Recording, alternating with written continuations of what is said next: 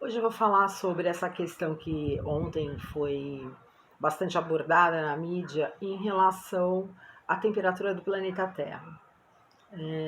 Eu moro em São Paulo e a gente ainda está no inverno, né? Tudo bem que para o final da semana a gente vai entrar na primavera, mas a temperatura, São Paulo, inverno, 28 graus, sensação térmica de 34, né? 6 graus a mais só de sensação térmica.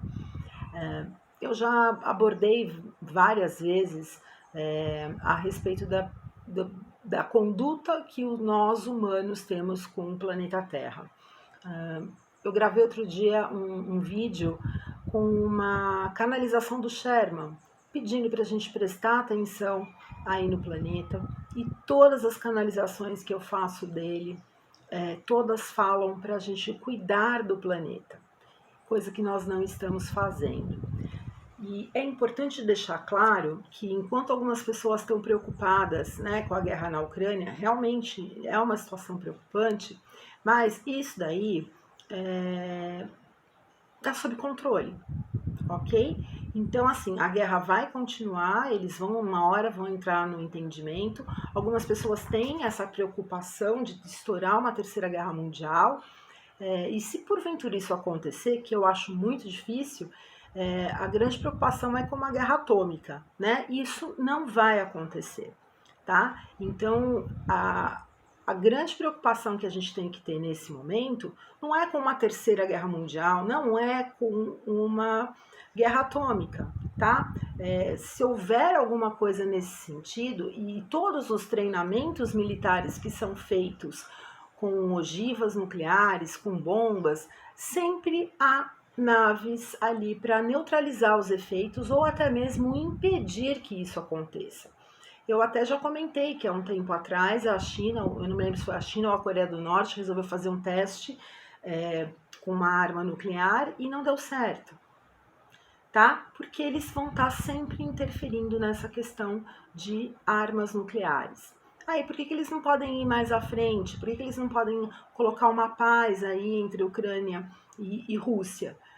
Eles não podem fazer isso porque isso vai estar interferindo no livre-arbítrio.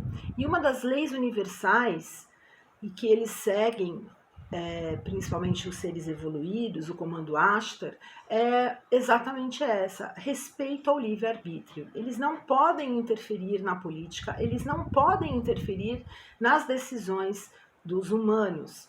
Eles têm que respeitar, porque isso é uma coisa do planeta.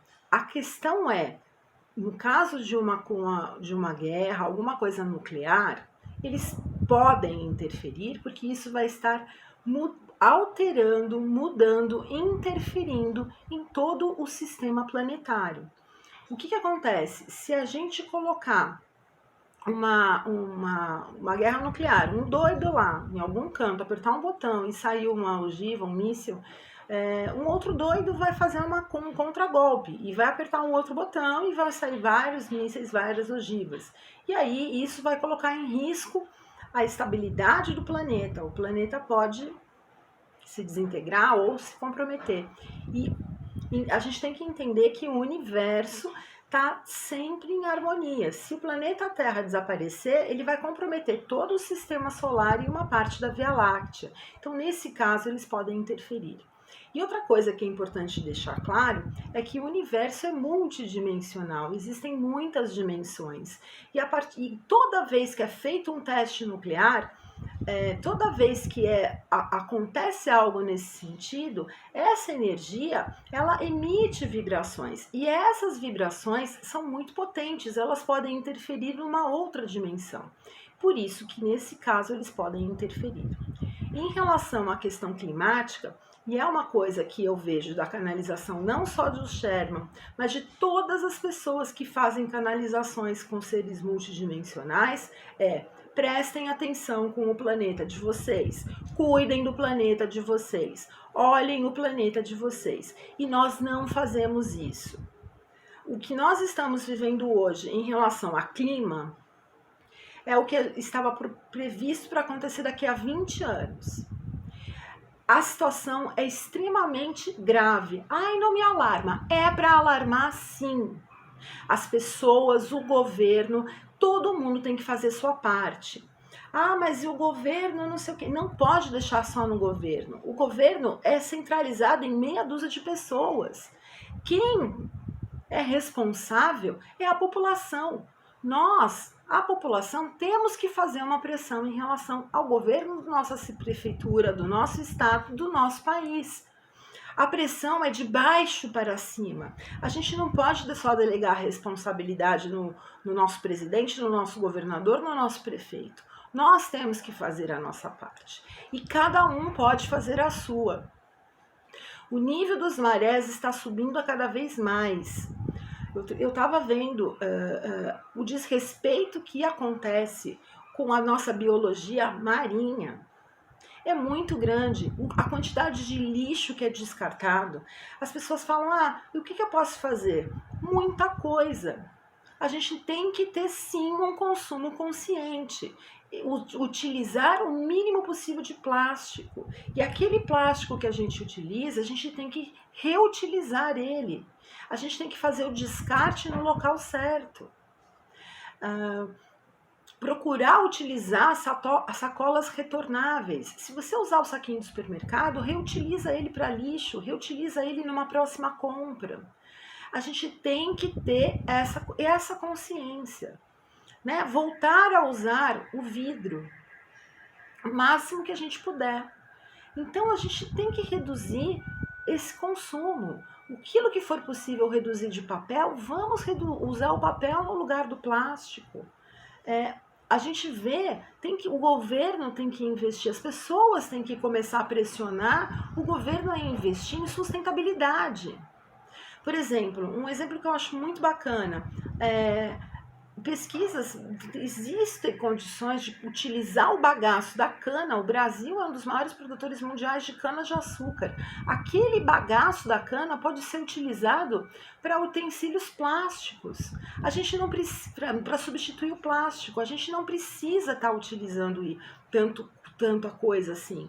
No México, por exemplo, eles consomem muito abacate. Aquele caroço de abacate está sendo reutilizado para poder fazer copos, pratos e potinhos descartáveis. E esse mesmo uso a gente pode fazer com o bagaço da cana-de-açúcar. É preciso a gente pressionar o nosso governo para fazer investimento em tecnologia sustentável. A gente tem que fazer uma pressão no governo para reduzir o consumo de petróleo. E o que o governo está fazendo? O governo está querendo investir na exploração de petróleo na bacia lá no Pará. E a desculpa que vem não, a gente vai estar gerando emprego, a gente vai estar gerando renda para aquela comunidade que precisa, que é carente. Mentira, gente, acorda! A Petrobras, 49% das ações da Petrobras são do governo federal. Boa parte da receita de impostos que o governo recebe vem da Petrobras. Vem do gasto do consumo com petróleo, com diesel. A Petrobras é a mina de ouro do governo. E eles vão querer, é só estudo. Não, a gente tem que pressionar para que não seja feito nem estudo nisso. Há grandes chances de ter um descontrole ambiental ali só na flora e na fauna marítima. E eles vão mexer, inclusive, na foz do rio Amazonas.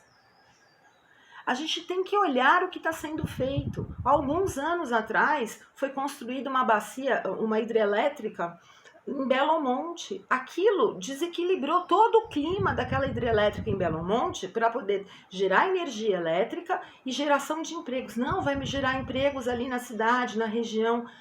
Aquela cidade onde foi destruída e que eles tiveram que reconstruir em outro lugar, que eu me esqueci o nome, ela é uma das cidades, se não for a mais violenta do Brasil. E simplesmente descontrolou o clima no Mato Grosso do Sul, São Paulo e Paraná. Há consequências. A gente pode utilizar o clima, a energia solar, energia eólica, energia elétrica. Precisa fazer pressão para utilizar carro elétrico, para baratear o consumo, para utilizar tecnologia. A gente tem que ter consciência que esse efeito que está acontecendo, essa bolha de calor, ela vai afetar diretamente a cada um de nós. Vai faltar água, vai diminuir a produção de alimentos, os alimentos vão ficar mais caros, isso vai aumentar a pobreza. A gente precisa consumir menos carne vermelha. Ah, por causa do pum da vaca. Por causa do pum da vaca. E a gente tem que entender também que é importante para a vaca poder viver, ela precisa de pasto.